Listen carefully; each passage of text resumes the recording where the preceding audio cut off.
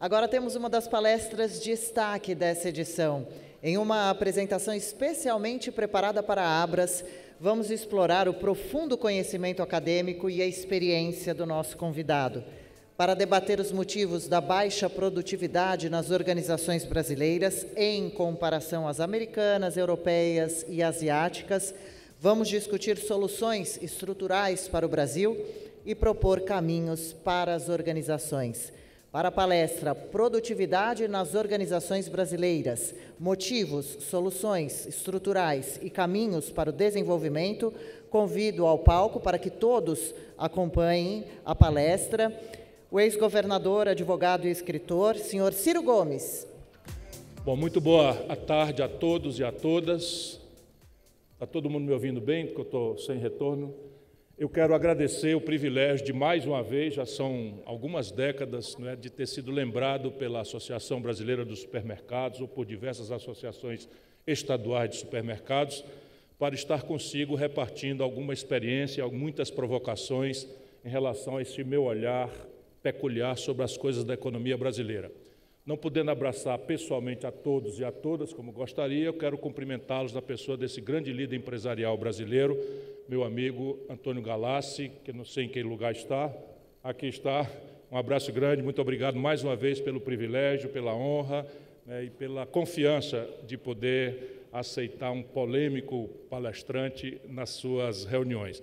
Hoje o assunto é menos polêmico, menos traumático, mas eu estou encarregado pela organização de refletir consigo ao redor de 45 minutos sobre produtividade, a questão geral do Brasil. Tentei preparar uma apresentação muito fundada em números e, ao cabo das quais, desses 45 minutos, eu tentarei responder questionamentos, perguntas, antagonismos, ou seja, à sua vontade, eu responderei quaisquer questões sem nenhum tipo de censura ou não. Por favor, eu trouxe uma apresentação que a minha equipe de assessores me preparou para que a gente possa entender de cima para baixo, ou seja, eu disse ontem aqui, meio intimidado, que nós íamos fazer uma aproximação do problema da produtividade do trabalhador do supermercado brasileiro médio a partir de um olhar feito da estação espacial, um olhar de cima, porque dizem os norte-americanos, e isso é muito sábio, que ninguém vai entender mesmo o seu problema se não look at the big picture, se nós não olharmos para a grande pintura. Na verdade, a noite de ontem me deu grande alegria. Fiquei feliz de ver, na contramão de tudo que é tendência no Brasil, de constrangimento, de ameaças que há tremendas na vida econômica brasileira, os números que atingem R$ 1 trilhão de faturamento, números que colocam um brasileiro que abriu a sua primeira loja depois de ser um feirante, ex-garimpeiro, lá na pequena Bacabal, no interior do Maranhão, e que chega no 3º lugar do ranking do Mateus, que mostram que há luz nessa treva em que o sistema econômico brasileiro, infelizmente, parece de forma dominante impor a quem produz e a quem trabalha no nosso país. Quem duvidar, por favor, leia comigo esse primeiro gráfico. Esse é o gráfico que compara a participação do Brasil no PIB mundial entre 1822, quando nascemos como nação independente, look at the big picture, e o ano de 2022, data do último dado. Vejam a tragédia que é o ambiente hostil em que vocês têm tido sucesso e êxito, mas que muitos são genocidamente mortos pelo caminho, no país que tem a maior estatística de mortalidade infantil empresarial do mundo, sendo um dos países de maior pulso empreendedor do mundo, ambos os dados levantados pelo Banco Mundial. Esse é o gráfico da participação do Brasil no PIB do mundo e mostra a abrupta curva que nós fizemos para trás, aonde estamos hoje. Então, veja, quando o Brasil foi declarado independente, nós tínhamos pouco mais de 0,5% do PIB mundial. Hoje, nós temos menos de 2,5% do PIB do mundo. Porém, já estivemos próximos de 4,5% do PIB no mundo. Isso tem data e tem fatos relevantes, explicações, nexos causais, objetivos, que têm sido impedidos da sociedade brasileira, especialmente dos tomadores de decisão na política e no mundo empresarial. Na imprensa nem se fala, uma tragédia adicional no Brasil, que é entender o que está acontecendo.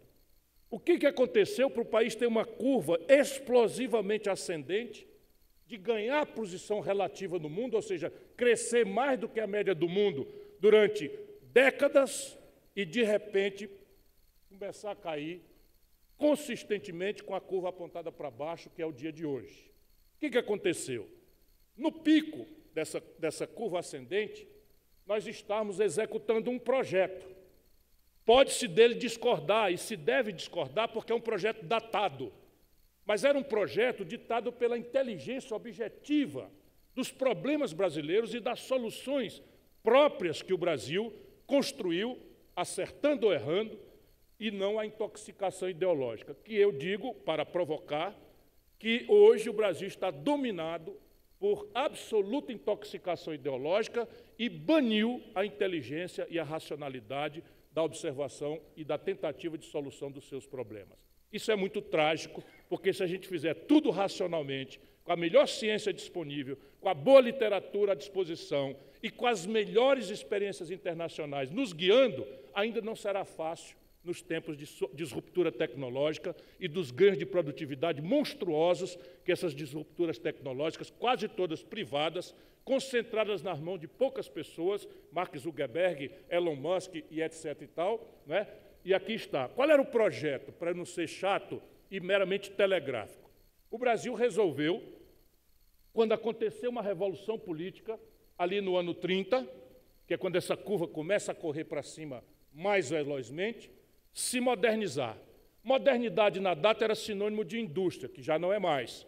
E a indústria que o Brasil resolveu adotar era aquela que nós parecíamos já ter um mercado absolutamente generosamente revelado pelas importações. Então, se o Brasil importava 100 mil carros por ano, ali nos anos 40, estava francamente revelado que havia um mercado doméstico pronto para absorver uma produção local de 100 mil veículos, que, se fossem mais baratos, podia ser 150 mil, 200 mil veículos, e ainda seríamos uma base para excedentes exportáveis. Fizemos, então, um mapa de substituição de importações.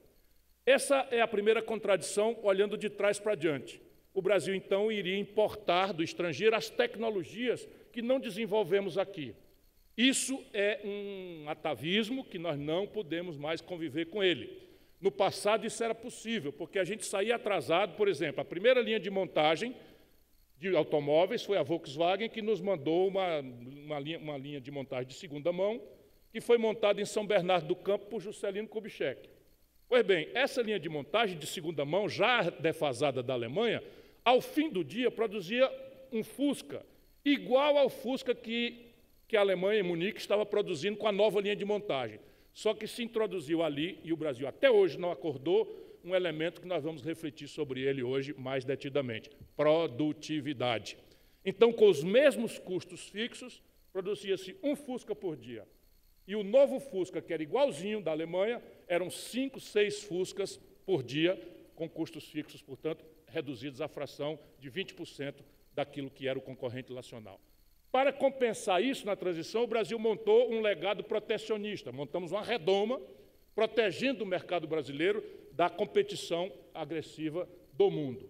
E chegamos a um ponto que tem a ver com o que está acontecendo hoje, aliás, essa memória tudo tem a ver com os desafios estruturais do Brasil hoje, que era quem paga essa conta dessa modernidade industrial e da infraestrutura inexistente na data.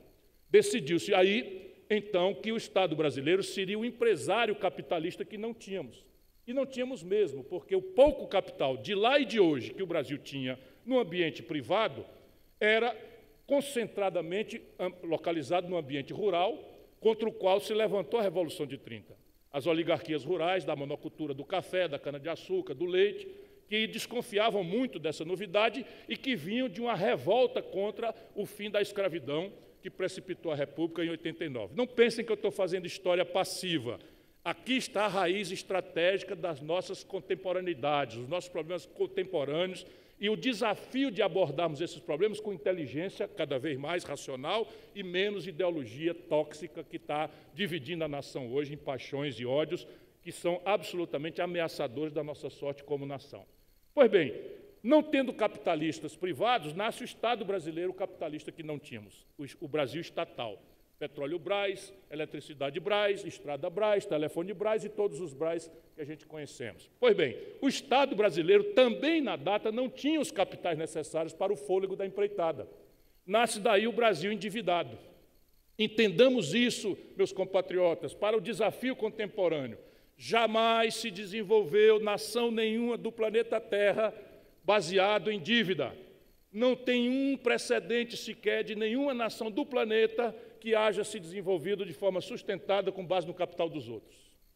E aqui está um elemento da nossa precária produtividade sistêmica, que é a baixa formação bruta de capital do país. Esse ano estamos no crítico de baixa, ou seja, 16% do PIB e meio é o que sobra como taxa de investimento a futuro. Só para vocês terem um termo de comparação, a China, em crise conjuntural, está com 44% do seu PIB de formação bruta de capital. A China, mal comparando, tem 45% do seu PIB do ano passado pronto para investir no PIB do ano que vem.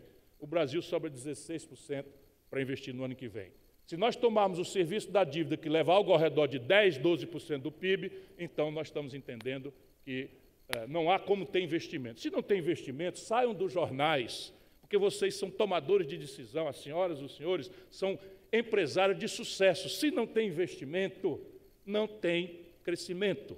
É um truísmo que nós perdemos para a propaganda oficial. E estamos sendo intoxicados com estatística. Por exemplo, ano passado o Brasil cresceu 2,9%. Mentira e verdade, ou meia verdade, que é a pior das mentiras. Com a safra de 2022, preços em alta e natureza generosa, nós crescemos o PIB rural brasileiro, eu vou mostrar tudo isso, algo ao redor de 15% entre 22 e 23. E isso colocou quase 2% do PIB dos 2,9%. O resto foi estatística. Então é como se você estivesse usando estatísticas no Brasil, cabeça no forno, pé na geladeira e tomar temperatura na barriga. Esse número não vale absolutamente nada. Este ano vai revelar isso. Os caprichos da natureza, uma pequena inflexão nos preços das commodities, já inquietantemente dando sinal de impacto na taxa de câmbio, e a estatística de crescimento econômico, olhe lá, com todos os artificialismos e manipulações, se bate em 2% esse ano. Porque nós estamos neste número amarrados por essa tendência estratégica. Por que a curva vira? Porque aquela premissa do modelo de desenvolvimento morreu. A ideia de que o capital estrangeiro ia nos financiar era válida, porque o capital estrangeiro, ao longo dessas décadas todas, custava 3% ao ano, o prazo era de 3 anos de carência e 12 anos de preço de pagamento médio para pagar. Então, era do tempo que pensavam, qual é o problema? Eu tomo $1 bilhão, abro uma Petróleo Brás, 3 anos depois, quando a carência acabar, o faturamento de 1 ano da Petróleo Brás pagava o que ainda tinha 12 anos para pagar em prestações. Então, danaram a tomar dinheiro emprestado de longo prazo e barato e abrir Brás no Brasil. Olha a curva, foi lá em cima. Naquela data ali, começo da década de 80, o juro de 3% foi unilateralmente imposto a 29% pelos norte-americanos. E 2 choques do petróleo agravaram dramaticamente os custos e o modelo tombou. Em paralelo, as tecnologias começaram a tomar uma velocidade frenética. E aquele delay da gente ficar contemporâneo do Fusca, apesar da produtividade já estar claudicando, não foi mais possível. E nós começamos, então, a sofrer de uma assimetria na condição competitiva de natureza tecnológica que todos os senhores são vitoriosos, portanto, estão vendo na prática isso. Mas o Brasil médio, especialmente os tomadores de decisão na política, não acordaram para isso ainda. Não existe desenvolvimento sem sofisticação tecnológica de ponta. Isso, tecnologia de ponta, não se resolve com discussão ideológica. Não há um único estado do planeta cujo fio de aplicação tecnológica privado não vá se encontrar no esforço que os estados nacionais fazem para o desenvolvimento, a pesquisa, o domínio tecnológico, o ganho de condição do take-off da tecnologia, e isso, por exemplo, os celulares todos que usamos, a internet que nos é essencial hoje, foram 2 inventos que foram financiados estatalmente pelo sistema de defesa norte-americano, à custa de dinheiro público norte-americano. O que eles são extraordinariamente capazes é que, feito esse domínio, gasta esses trilhões de dólares ou bilhões de dólares no desenvolvimento, eles imediatamente fazem a extensão para o capitalismo privado, para as indústrias, e aí sim o êxito extraordinário acontece. Não há outro caminho. Esse é o caminho capitalista chinês, esse é o caminho capitalista norte-americano, esse é o caminho norte-alemão, é o italiano e qualquer um outro. Quando nós perdemos os juros e a corrida tecnológica, o país começa a perder. E aqui está o desafio.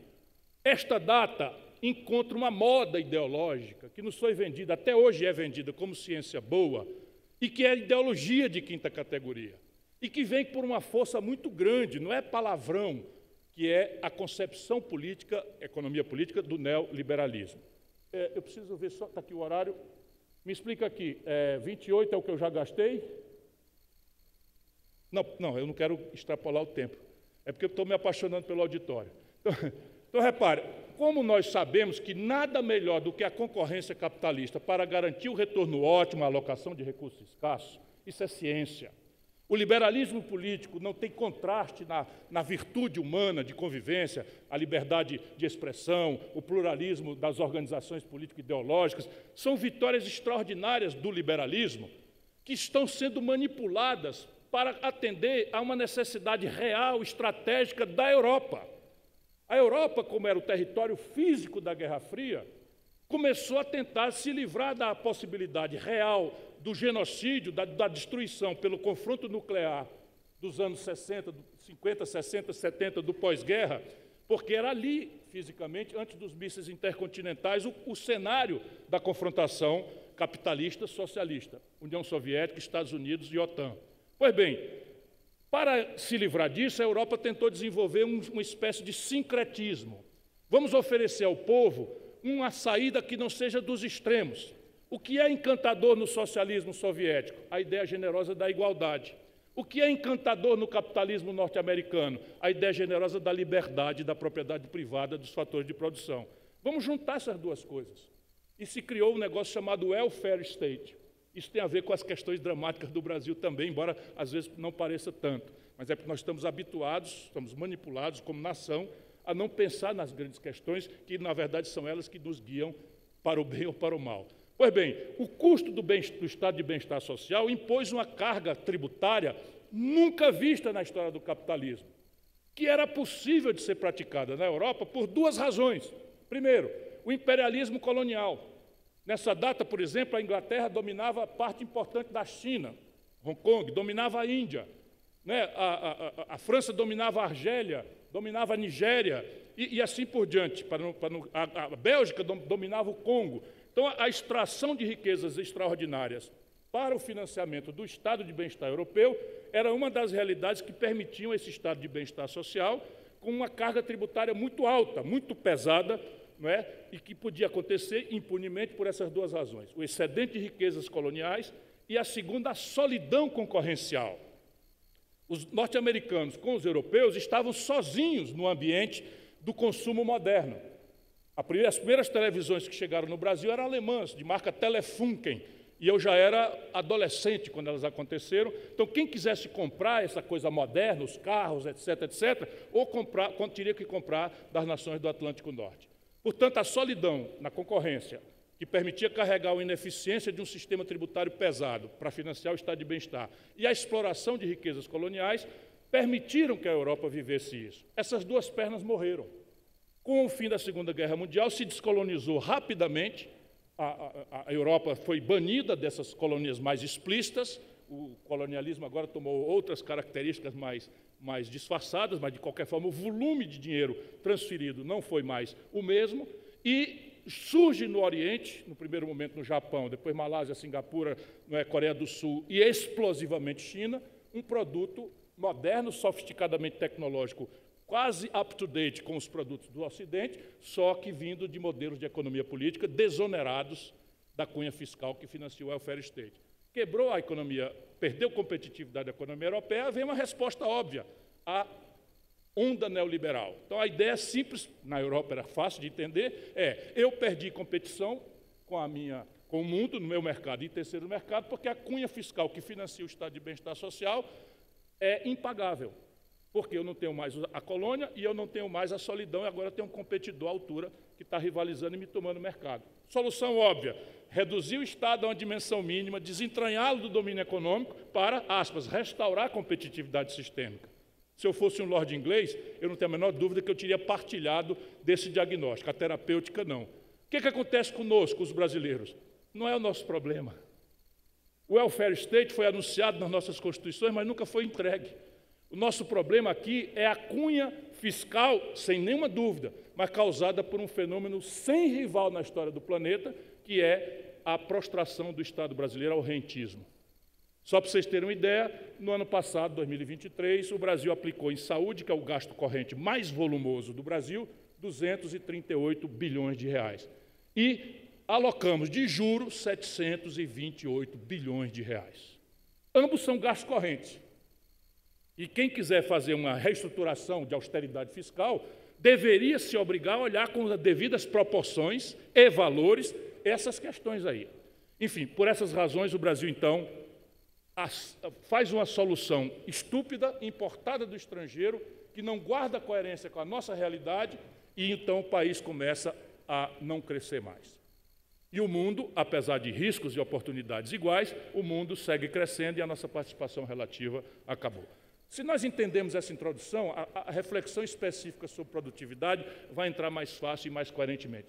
Olha aqui, só para vocês terem uma ideia dessa emergência. Notem ali o ano de 1980, quando o nosso velho modelo morre. O Brasil, eu sou daltônico, o Brasil é essa linha quebradinha. O Brasil é essa linha. Então, repare, em 1980, o Brasil tinha a renda per capita maior do que a Coreia do Sul, do que a Malásia, do que a China e do que a Tailândia. Em 1980, que, sob o ponto de vista do tempo histórico, é ontem, o Brasil era lá. Resultado, ficamos numa curva medíocre, a valor constante, e o que aconteceu ali? Coreia do Sul explodiu. Isso aqui é um exemplo prático, é o seguinte: em 1980 o Brasil produzia 500 mil veículos, a Coreia nenhum. Hoje a Coreia do Sul tem 15% do mercado mundial de automóveis. E o Brasil praticamente nada. O que aconteceu? É modelo, é orientação inteligente. A Coreia do Sul não é socialista. A Coreia do Sul não é dirigista. A Coreia do Sul não é estatista. A Coreia do Sul fez uma aposta na inteligência e resolveu fazer uma agenda de produtividade que começa com a radicalização de uma reforma na educação, dando ênfase às matemáticas. Isso é a base da corrida da Coreia e vai embora. E assim os outros países. A China, reparem, com 1 bilhão e 400 milhões de habitantes, está numa curva absolutamente ascendente, todos passaram o Brasil. Veja bem, a Malásia passou o Brasil. Veja bem, a Tailândia passou o Brasil. A Tailândia é menor do que o Piauí, com todo respeito aos meus irmãos, porque o cearense só pode olhar com prepotência para o Piauí, né? Quem é mais pobre dos dois, então, nós cearenses escolhemos o Piauí para mostrar. A Tailândia é do tamanho do Piauí, e o Piauí é muito mais rico em matéria de solos, de água e tal, só que está escoando produção com estrada vicinal, a essa altura do século XXI. Vamos adiante, então. Vamos entrar agora no assunto que me trouxe hoje mais especificamente. Se o grande quadro é esse, o ambiente onde nós estamos trabalhando vai certamente impactar nas questões da produtividade. Todo mundo meio que já sabe o que é produtividade, mas como vai para a internet, às vezes eu vou explicar um pouco. A produtividade é uma continha que você pode apurar de dois jeitos, ou por hora trabalhada, ou pela riqueza dividida por pessoas empregadas. Então, essa é a forma de calcular. Então, veja, o Brasil tem uma produtividade por horas trabalhadas, a reais constante de 2021, porque as nossas estatísticas oficiais tem sempre uma defasagem, mas como a inflação tem sido residual, a ordem de grandeza continua essa daí. Então, vejam, em 2023, um trabalhador no Brasil, por cada hora trabalhada, gera R$ 41,4 de riqueza. Esse é o padrão de produtividade. Daqui a pouco eu vou. Mas veja o seguinte, lá nos anos 80, quando começa a tragédia, nós éramos 32. Nossa, dos anos 80 para cá, com a introdução de tecnologias, com a introdução de coisas, quantas coisas o Brasil mudou, nós estamos atolados numa produtividade pífia de R$ 41,4 por hora trabalhada do brasileiro. Segundo slide, por favor, Vicente. Essa é a mesma coisa vista agora pelo trabalhador, não mais por hora trabalhada. Então, aqui eu divido o PIB brasileiro por pessoas ocupadas. Se vocês veem, também não conseguimos sair e estamos hoje com R$ 82.466. Então, cada trabalhador brasileiro, dividido o PIB por cabeça, pessoa ocupada, gera uma riqueza de R$ 82.466. Repare uma coisa, em 2011, o Brasil tinha 83.600. Nós estamos retrocedendo. O mundo inteiro não tem essa curva para trás. Ninguém. Eu vou deixar aqui uma opção de gráficos que eu trouxe de colaboração, porque é tanta coisa interessante que eu me apaixonei, mas não dá para fazer numa palestra. Mas eu vou deixar na Abras, porque são padrões que a gente pode perseguir. São números objetivos que podem ser perseguidos dentro do supermercado, numa loja. Para além de uma rede ou de um setor, você pode buscar isso numa loja e há como fazer. Então, repare, deixa eu chamar a atenção de novo. Em 2010, antes do desastre que aconteceu mais recentemente no Brasil, a nossa produtividade já foi de 84 mil, de 83 mil, 81 mil, e hoje nós estamos em 82 mil. Ou seja, a produtividade brasileira estancou, apesar, eu vi agora a palestra que me antecedeu, o código de barras vai ser substituído pelo QR Code, né, que vai carregar 300 informações, até de rastreamento de um bife que você vai comprar e tal. Tudo isso vai dando produtividade. Apesar desse avanço extraordinário, olha onde é que está o número do Brasil. De novo, sintoma de estagnação e de falta de ruptura. Nós somos avessos a rupturas, por exemplo, a ruptura da educação, que nós insistimos em não fazer. No fim, é disso que se trata. Mais adiante, por favor, Vicente. Vejam aqui, eu agora estou começando a buscar a produtividade do setor de supermercados. Pasmem, não existe esse dado. Eu queria muito produzi-lo e comecei a trabalhar com a minha equipe e fui desagregando. E aqui tem a mesma coisa, eu separei e vocês vejam a distância entre um setor e outro. Depois eu vou mostrar para vocês a proporção disso. Então, veja, de novo, eu não enxergo cores, eu sou daltônico, mas está ali, ó. A agropecuária brasileira, nós temos a notícia disso pelos jornais, está explodindo em produtividade. Já passou a produtividade dos serviços totais. Com aqueles mesmos critérios, hora trabalhada e riqueza produzida por trabalhador, a agropecuária está acontecendo. Vamos entender isso aqui? Eu sou chato demais, se eu parar um pouquinho para entender por que tem uma curva diferente das outras na produtividade, são algumas explicações. Por exemplo, os juros que impõem-se negativamente na economia brasileira são um fator guilhotina para impedir o país de crescer. Por uma circunstância simples, ninguém precisa de adotar economês. Se o juro pago por um papel é mais alto do que a rentabilidade média do negócio da economia real, a economia real para. Simples de entender. Por que eu, tendo capital, vou botar num negócio de risco, se eu botando na renda fixa, obtenho até 200% da CDI?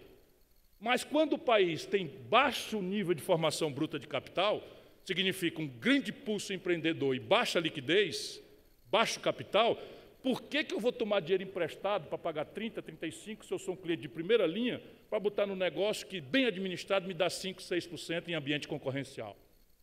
O que acontece com a agricultura? Ela não tem isso.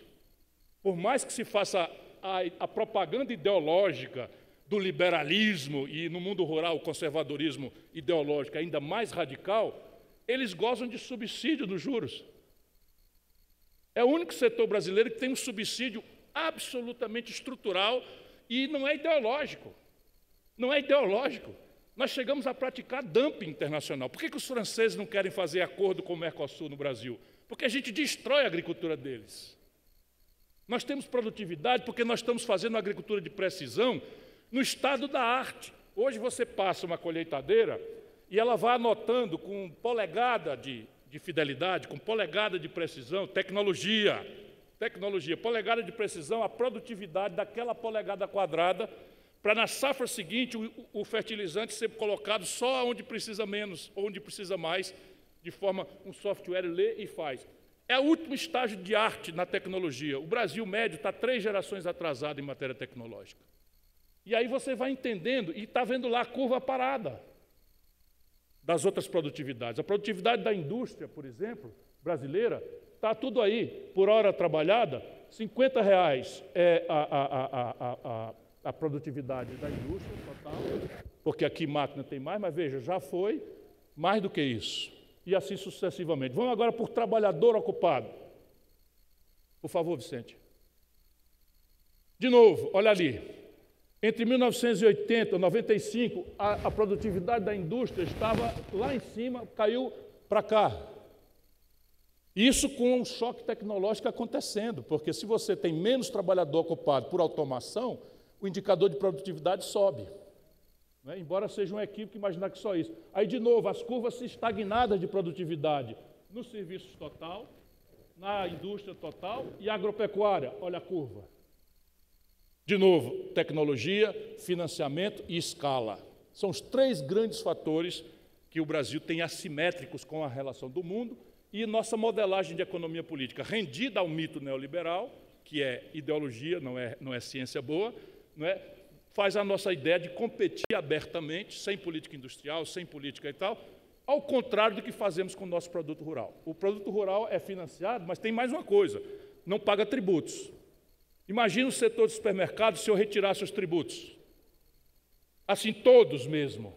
O que aconteceria com vocês? Vocês dariam um salto absolutamente extraordinário. Imagina se eu tivesse um sistema tributário que não cometesse o desatino, que vai ser agravado e cristalizado agora, de concentrar sobre o consumo a maior peso da carga tributária, deixando renda e patrimônio subgravados em matéria de literatura, não estou falando de ideologia, literatura e melhores práticas internacionais. É o que eu estou tentando me defender, porque eu virei um doidão, né, uma pessoa que fala as coisas, que é brigão e tal, porque eu falo de obviedades. E eu estou aqui em linha com as melhores práticas internacionais e com a literatura, e a elite tomadora de decisão brasileira faz o oposto do que está fazendo. Vamos à frente agora, Vicente. Aqui eu deixo para vocês a evolução a ano, para vocês darem uma olhada.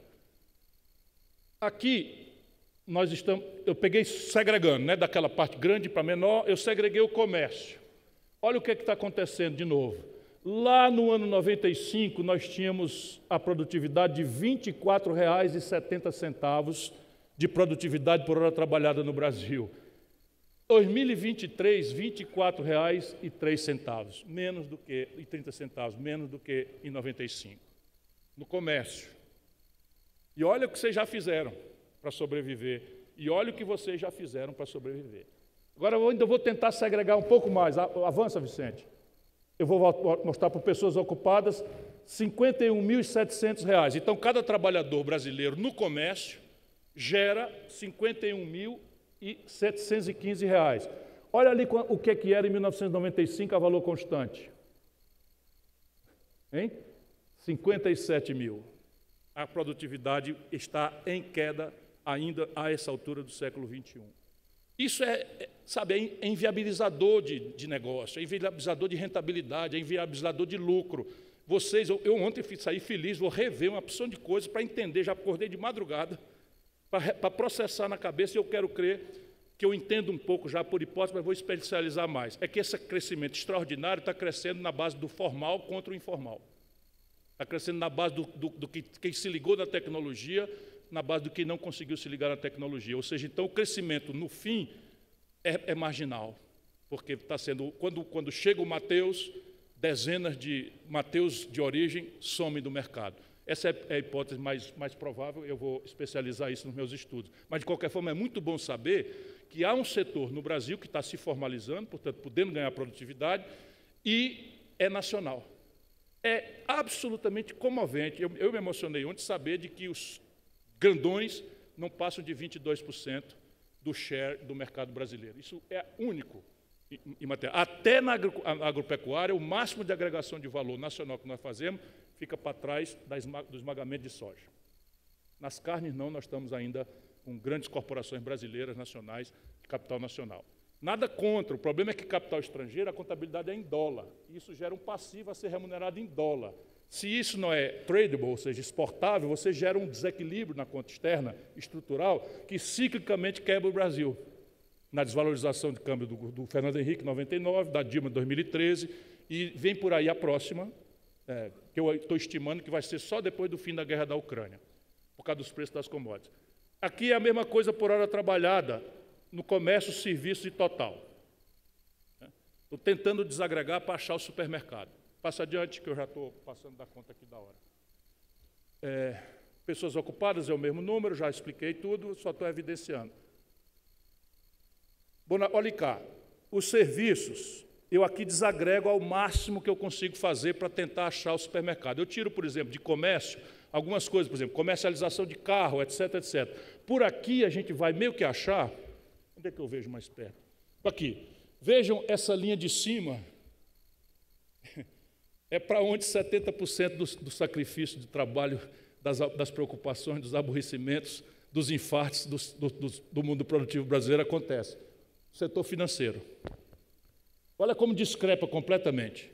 Altamente mecanizado, altamente posto em máquinas e faturando horrores como não se fatura em nenhum lugar do mundo. O Santander, por exemplo, tirou no Brasil um lucro capaz de compensar todo o prejuízo global dele no ano da pandemia. Só para vocês terem uma ideia da distorção que é. A rentabilidade sobre o patrimônio por aí afora é 5%, 7%, 9%, primeira linha. Aqui no Brasil, quem baixou de 18% de rentabilidade sobre o patrimônio no ano está mal falado no mercado, como está acontecendo recentemente com o Bradesco. E só são 5 dominando 85% de todas as atividades financeiras do país, o que identifica um cartel. E, recentemente, em 28 de dezembro deste ano passado, num dia só, o governo federal brasileiro liberou 93 bilhões de reais num cheque só. 93 bilhões de precatórios que foram comprados com 60% de deságio por 4 ou 5 bancos apenas. Então, 93 bilhões de reais é muito mais do que o 13º que causa uma sazonalidade boa no mercado, no supermercado, do que a Páscoa que causa e tal, do que o Natal que causa e tal. 93 bilhões é muito mais. Por que não tivemos o aquecimento dessa coisa? Porque impulsou tudo nos bancos. 93 bilhões. Nunca houve na história do Brasil. Eu escrevo com detalhes, isso daí não sai uma linha em nenhuma imprensa brasileira. É só um parênteses que eu estou abrindo, mas está ali a explicação, é o contexto. Por que o setor financeiro, no setor de serviço, está indo embora? Transporte, eu separo, serviço de informação, intermediação financeira, outros serviços e APU. Então, aqui você vê que a maior parte está muito baixo, porque a produtividade por hora trabalhada toda abaixo de R$70. Toda abaixo de R$70, menos os bancos. Adiante, por favor. Aí, por pessoas ocupadas, se revela a mesma coisa, né? Agora, vejam bem, essa é a tragédia brasileira. É o problema de não lermos as estatísticas direito e sermos manipulados ou por desinformação ou por manipulação pura e simples maliciosa. Essa é a tragédia do Brasil. Você tem a produtividade do PIB de serviços, né? A proporção do PIB de serviços na economia brasileira, 67%. Então, se a produtividade dos serviços é muito baixa em 67% do PIB, por aqui você entende qual é a prioridade, ao invés do que tem sido conduzido nas políticas econômicas do Brasil. Todo o foco na indústria, que responde hoje por 25%, a indústria total, porque aqui eu incorporo construção civil. Se eu colocar só a indústria de transformação, é 11% do PIB, já foi 30%. Quer dizer, a devastação do que está acontecendo estruturalmente na economia brasileira. E, por fim, o PIB da agropecuária, com essa comemoração toda, essa prepotência, essa força política, esse domínio ideológico, ainda não passa de 7,5% do PIB brasileiro. Por isso que, mesmo crescendo 15 pontos, ela agrega 1 ponto e pouco na estatística global do PIB brasileiro. Eu estou terminando. Vamos lá?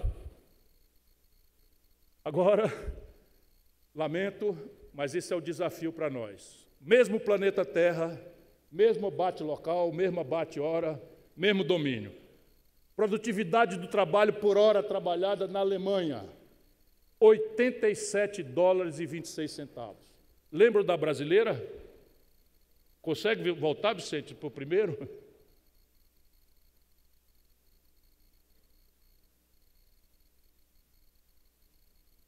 Pronto, não, agora 2 para frente. Aqui. Produtividade por hora trabalhada brasileira, R$41. Alemanha, $87. Produtividade brasileira, R$41. Isso aqui é um paradigma, é um número, não tem ideologia. São 2 países capitalistas. O que é que eles têm que nós não temos? É a pergunta que nós temos que nos desafiar para entender. Nos Estados Unidos, 87 dólares, o Brasil, 41 reais. A China já está com 18 reais, 18 dólares.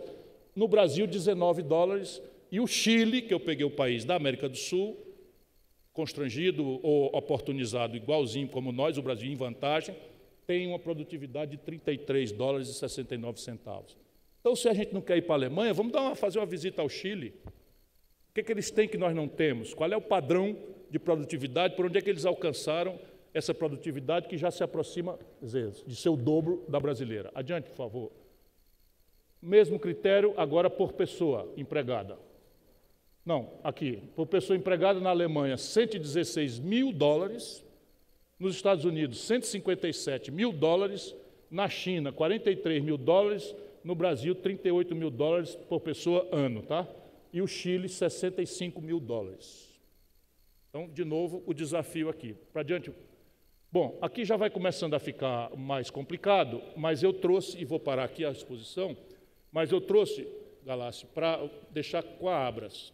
Vou deixar com a publicação de vocês, porque eu resolvi, então, pegar a curva de todos os países para a gente ter padrões, referências internacionais práticas, desideologizadas, científicas, segundo a melhor prática. Então, está aqui, inclusive a África do Sul e tudo aqui, e assim tem uma sucessão. Passa rapidinho, Vicente, só para mostrar. Aqui são padrões, todas as fontes são Banco Mundial, etc, etc, etc. Bom, eu concluo aqui, como prometi, me propondo, ou aceitando o desafio de fazer uma coisa que eu não sei fazer, que é administrar um supermercado. Quem sabe administrar supermercado são as senhoras, são os senhores, e me deram ontem uma grande alegria, que eu vivo disso, de renovar minha esperança no Brasil, a partir desses bons exemplos que contraditam a minha inteligência e o meu sentimento, né, de frustração grave com as coisas do nosso país. Mas veja, a primeira tentação, quando a gente vê uma equação, hora trabalhada por output, por renda, ou pessoa ocupada por renda, é cortar gente. Isso pode até ser verdadeiro em alguma dimensão, mas antes disso nós precisamos entender macroscopicamente o que está acontecendo. E aí nós precisamos entender que algumas coisas são externas ao seu ambiente de trabalho e outras são internas. Nas externas, há um por-fazer que é político. Claro que a política no Brasil tomou uma certa desmoralização, uma certa aversão das pessoas, mas desculpem, tudo isso é produto da política, para o bem ou para o mal.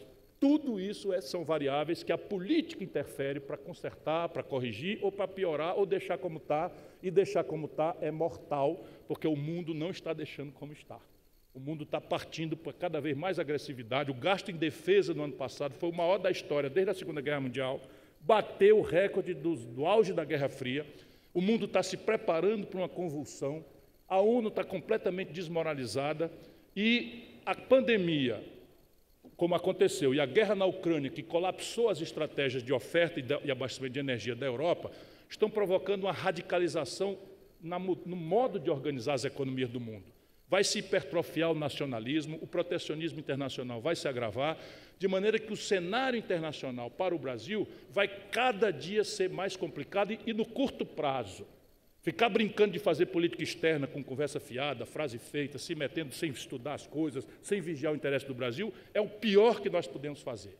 O que nós necessitamos fazer é reaprender a viver pelas nossas próprias estruturas, inteligências e capacidades. Então, repare, fatores externos, 3 assimetrias nós precisamos considerar, e é uma luta de todos os brasileiros. Primeiro, o retardo tecnológico extenso. Ou a gente se aplica 100% como prioridade na superação do atraso tecnológico padrão brasileiro vis-à-vis a ponta do mundo, ou a batalha será perdida e desta vez para sempre. Não há mais caminho de retorno se nós perdermos esse passo agora. Infelizmente, eu ouvi o presidente Lula dizer semana passada que o Brasil, aspas, o Brasil não precisa de inteligência artificial porque o povo brasileiro é o povo mais inteligente do mundo, fecha aspas, né? Olha, é devastador, porque vocês vão ver, hoje tem palestra sobre isso. O que é inteligência artificial? É a capacidade de processar 100% das informações do mundo em tempo real. Vocês imaginam uma reunião de de um conselho de administração, o que é aquilo ali? É um esforço de associar inteligências para abordar problemas complexos e tal. Demora 4 horas, 3 horas, 2 horas, se o problema for muito complexo.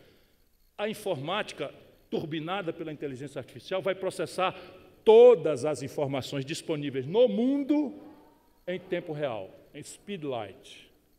Quem tiver este dado disponível para gestão, para manejo de estoque, para compreender as volições dos consumidores, sabe como é que um supermercado ganha cliente? A primeira decisão é quem é o mais perto. A segunda decisão, entranhada com a primeira, porque é entranhada com a primeira, é quem é mais barato e qualificado. Então, você vai tendo 2 variáveis, 3 variáveis, depois você vai ter o seguinte, o ar-condicionado, a temperatura, que ninguém imagina que é assim mesmo, a iluminação, que é mais ou menos favorável para a psicologia, não sei o quê. Só algoritmos serão capazes de entender essas variáveis todas, que vão decidir se os clientes vão entrar naquele supermercado ou naquele outro. Então, esta assimetria tecnológica tem que ser buscada com o eixo central de superação das condições de obstrução da produtividade geral do Brasil. Segundo, escala. Hoje, com a emergência da China, cada bem ou serviço globalizado vai aparecer em todos os mercados a um preço abaixo do custo de produzir ou de oferecer o serviço, a unidade de serviço, se esse outro produto ou serviço for oferecido em mega escala. Compreende o que eu estou dizendo?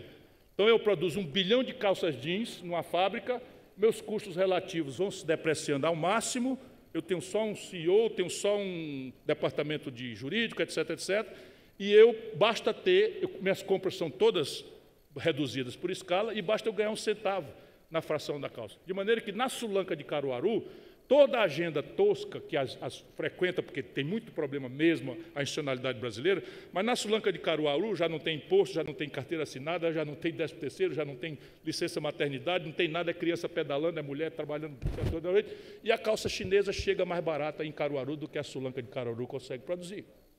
Porque a variável aqui é de escala. Mas tem a outra variável, financiamento. Enquanto a gente estiver encapsulado em cartéis, em oligopólios, é possível sancionar uma ineficiência de um juro na ponta, para descontar uma duplicata, de 35%, 40%. Enquanto não aparecer o concorrente, essa coisa pode sobreviver. Apareceu o concorrente com esse mecanismo, não fica um, pode ser o setor que for. E isso é uma outra variável que depende da política. Não é ideológico, é a equação da política. E, como falei de escala, falei de perfil de financiamento e falei de sofisticação tecnológica. Essa é a grande agenda macroscópica. Dentro, assim, macroscopicamente, não é possível ter produtividade up-to-date com a alemã, com a americana, com 8 anos de escolarização média. Essa é a escolarização média do Brasil. Com evasão escolar no ensino médio, que é superior a 70%. O brasileiro evade numa conta de 70% do ensino médio. E a solução para o Brasil, que o Brasil está encaminhando, não é decidir que, eu posso falar um palavrãozinho, só um, que a bosta da pedagogia que nós fazemos hoje vai interessar aluno. Sabe o que é isso hoje em dia com a internet? Um garoto tomar banho, que nessa cidade é muito chato, né? Sair no calor, sair no frio, pegar ônibus, para chegar na escola e ver um professor, coitado, se esforçando com um giz na lousa para dizer que Pedro Álvares Cabral descobriu o Brasil por acaso. Olha, ele vê num óculos de realidade virtual Pedro Álvares Cabral chegando no Brasil, ele junto. Ele vai testemunhar como é que chegou, como é que os índios estavam vestidos, etc., etc. Então, é um padrão pedagógico estúpido. É um legado do século XIX que nós não cozemos. E a solução, fazer uma bolsa, mais uma bolsa, para dar R$200 para um garoto que fique o ano todo na sala. Sabe o que vai acontecer? O garoto vai ficar na sala, pelos R$200. E se ele não ficar, o professor vai dizer que ele ficou, porque quem é que vai dizer o seguinte, não, eu vou cortar aqui o menino e o menino não vai receber R$200. Ele está precisando dos R$200 porque ele está com fome. Mas nenhum país do mundo progride sem apostar no trabalho bem remunerado e super qualificado. Bolsa isso, bolsa aquilo, é sintoma de atraso, de decadência, de morte de uma nação, que é o que nós estamos, infelizmente, assistindo acontecer. Feitas essas externalidades exemplares, dentro, motivação, treinamento, qualificação, algoritmos. Por exemplo, quantos caixas tem no supermercado? A resposta para uma pergunta tosca dessa, modernamente, é não sei, que horas? A resposta é essa, não é quantos caixas você tem, é que horas? Por quê? Porque eu notei no algoritmo que às 18 horas, quando termina o expediente, mais tipo de gente que gosta de fazer o caixa conversando com a coisa e tal, o algoritmo vai me dizer isso, então eu tenho que ter outro padrão de organização em que o empacotador, sei lá o que, os lugares que vocês têm, vira caixa. Portanto, ele tem que adquirir multi-habilidade. Aí isso faz a produtividade crescendo.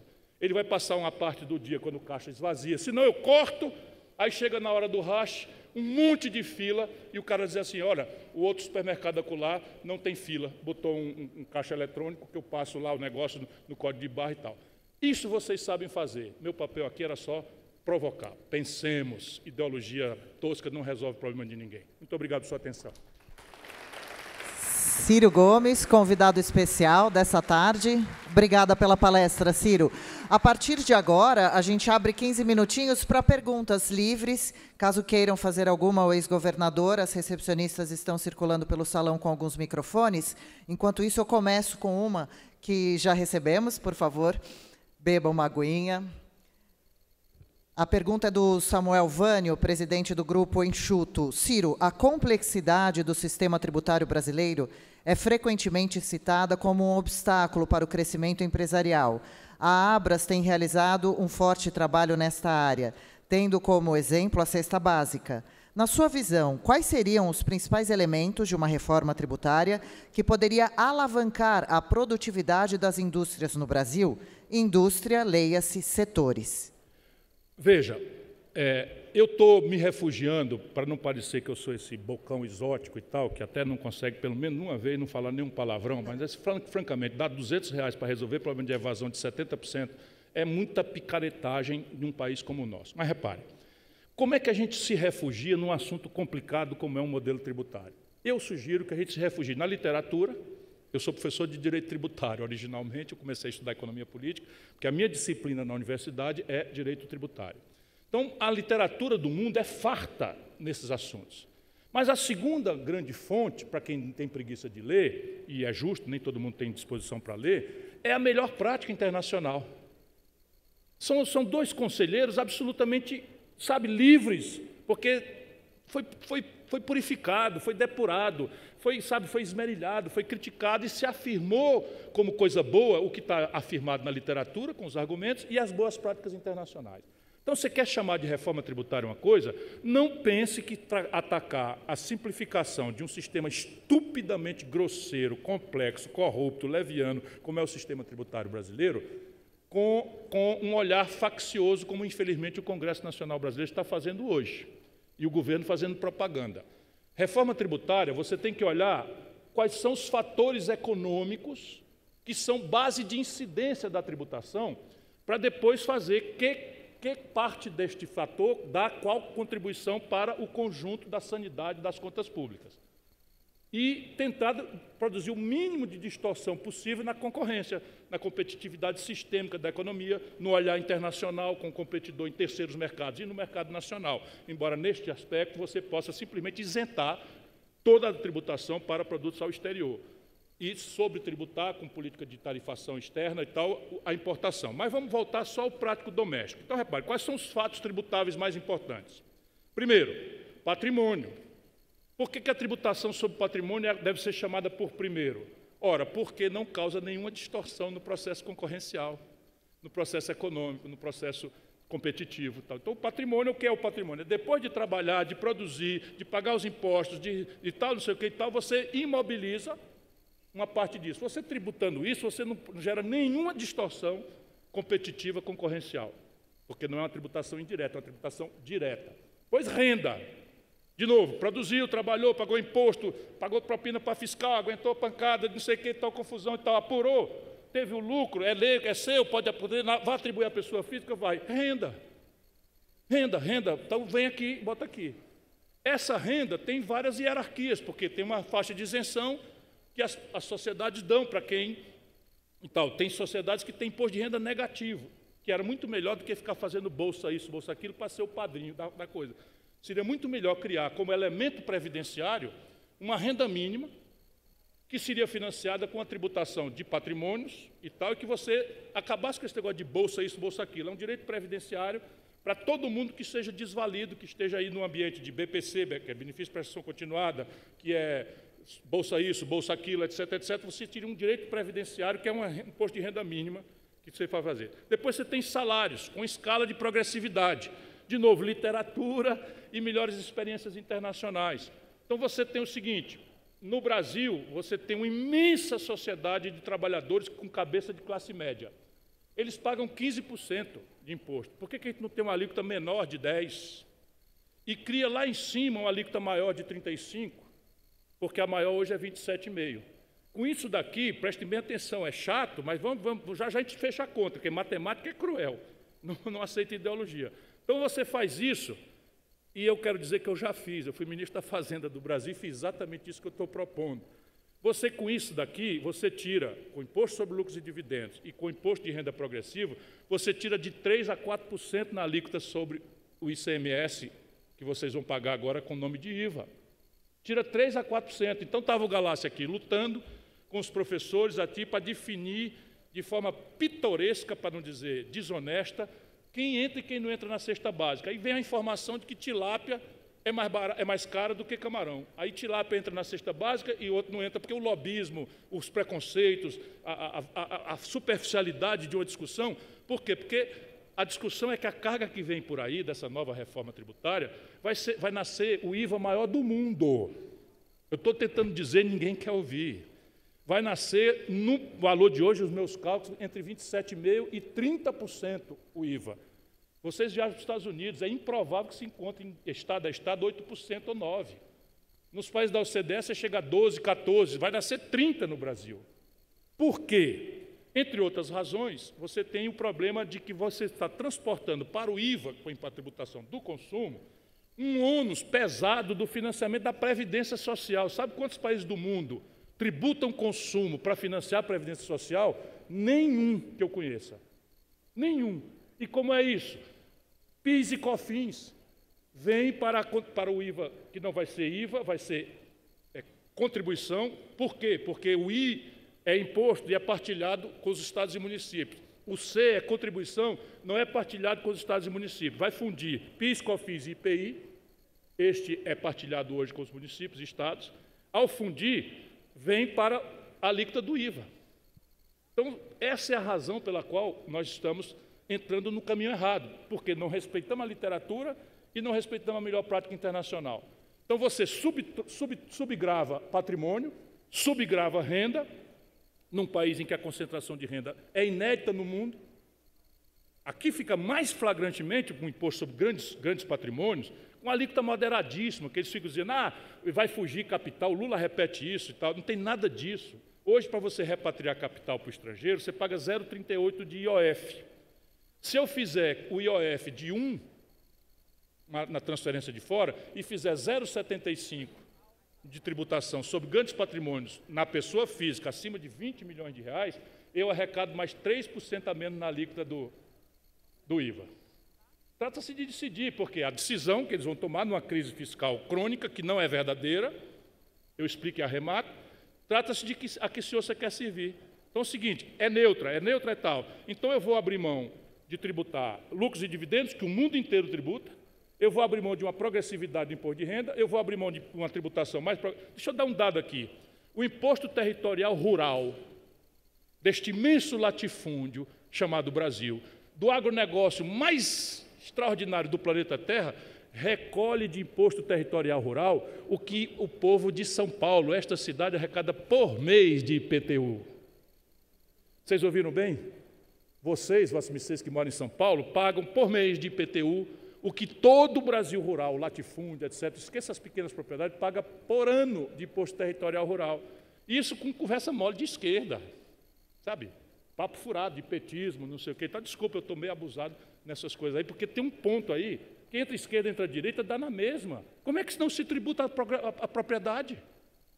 Então vai tributar o quê? O mais fácil de tributar e o mais desonesto e injusto, o consumo, que é o último grande fator econômico de tributação. Só que é gente pobre, atomizada, desorganizada, sem consciência política, etc., etc. Então, senta o pé e o miserável paga 40% da conta do pré-pago do celular de tributação sobre consumo. Então, esse é o problema. Vai nascer uma distorção. Vai simplificar, a direção é correta? Vai simplificar, a direção é correta. Quem ganha? A indústria. A cadeia produtiva da indústria vai poder eliminar os resíduos de crédito na origem e tal. mas o resto todo mundo vai perder. E os senhores vão arcar com a pior consequência de todas, quer ver, espere. Obrigada, Ciro. A gente tem ainda... Aquela conversa de ontem, perdão, aquela conversa claro. de ontem sobre cesta básica. Se eu tivesse num congresso de farmacêuticos, vocês imaginam que a conversa seria qual?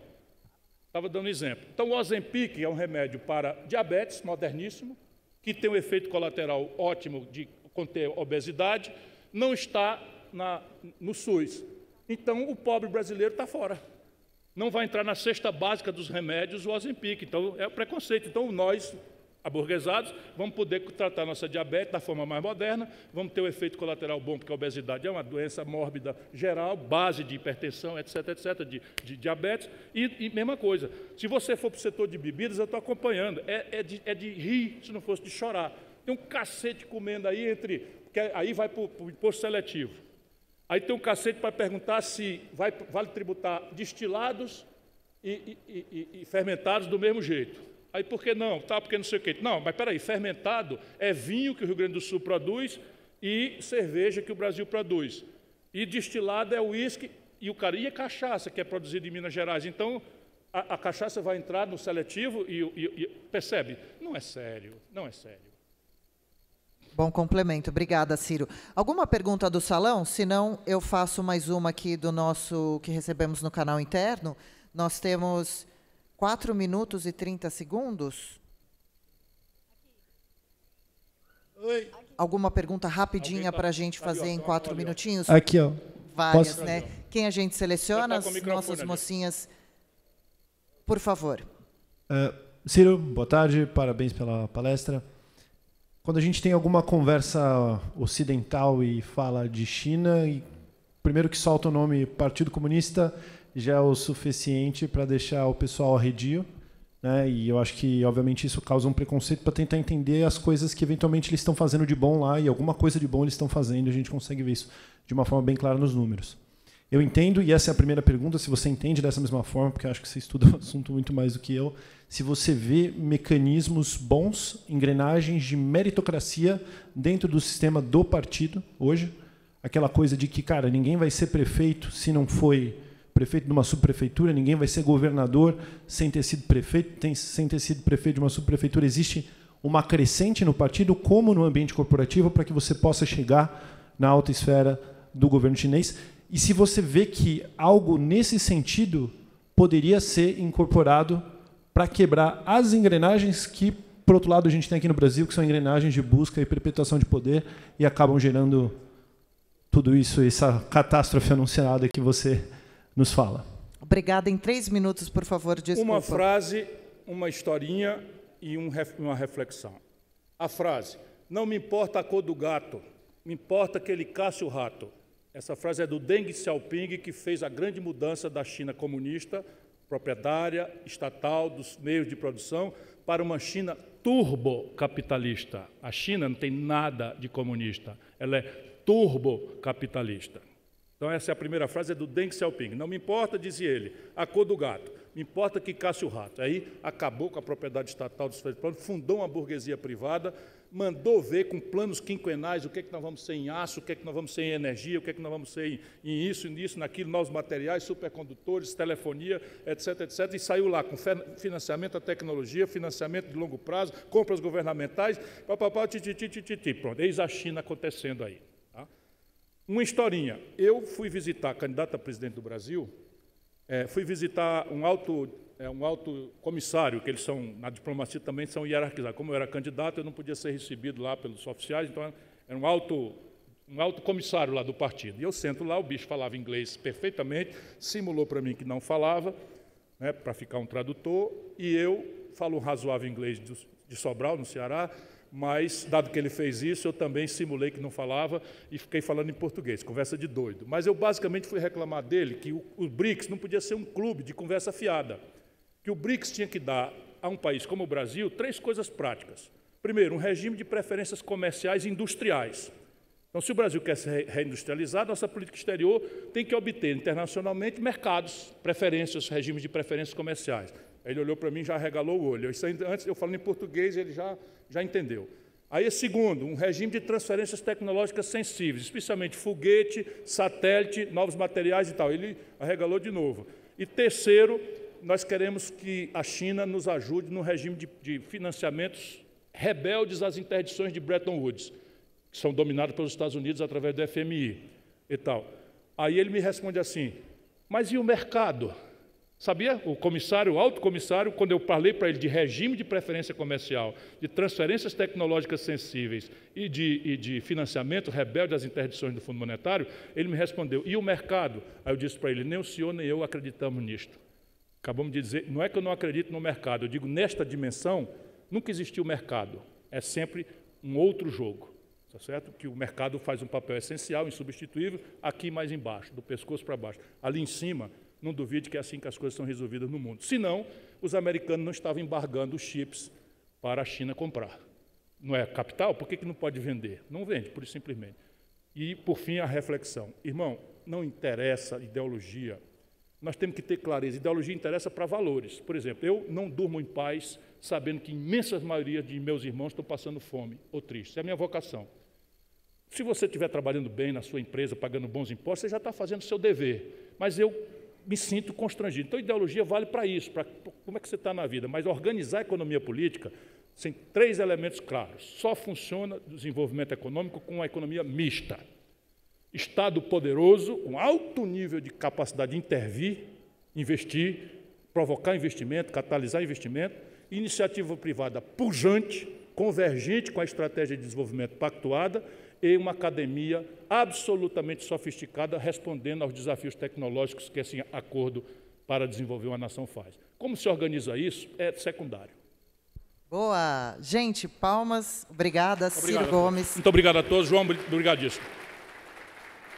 O tempo se esgotou. Ok, então a gente vai abrir uma exceção. É que o próximo palestrante aguarda. Se a gente puder ser breve... Eu serei brevíssimo. Obrigada, Ciro. Ciro, parabéns pela sua explanação. Longe da ideologia, isso funciona para uma empresa, para um país, para o mundo. Como é que a gente vai conseguir resolver esse problema do Brasil aumentando despesa, criando despesa a cada dia? Quer dizer, não há reforma que vá... Se eu tenho uma empresa, estou com um problema, e eu aumento a despesa, e vou querer tirar isso na costa do consumidor, que é o que vai acontecer com esse novo imposto, e isso está acontecendo nos estados e na União, criando despesa.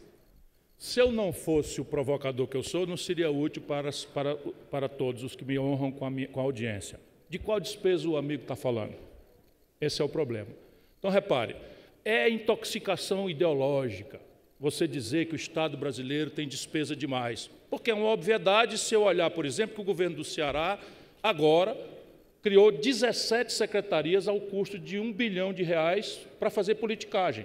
Tá certo? Nós, quando entramos no Ceará, nós consertamos, cortamos tudo isso, eu governei com 18 secretarias. Tinha 25, eles criaram mais 17. Certo? Mas repare, vamos para o orçamento. No ano passado, o governo gastou 738 bilhões de reais com juro, que é gasto corrente, e 238 bilhões com saúde, que é gasto corrente. Se você for um bom gestor, onde é que você tem que cortar? Esse é o grande problema, tá certo? De novo, cortar é necessário, você não pode cobrar imposto das pessoas, sabe, gastando R$1 bilhão de publicidade de setores monopolistas. A Petrobras compra a opinião publicada do Brasil com gastos sendo monopolista. Aí você sabe quanto foi o gasto com segurança pública no ano passado? 683 milhões de reais na União Federal, e a Petrobras, com o governo como um todo, gastou R$1 bilhão com publicidade. Então, você tem que reorganizar tudo, mas quando você acabar de fazer, nós temos menos polícia do que necessário, menos médico do que necessário, menos professor do que necessário. Nas 3 funções do Estado mínimo, nós temos despesas subcontradas. E as outras despesas é que estão. Então, tem que organizar, mas sem preconceito. Então, a ideia que tem gasto demais é falsa. E está o gasto errado. Isso está completamente. E tenho dito. Muito obrigado a todos.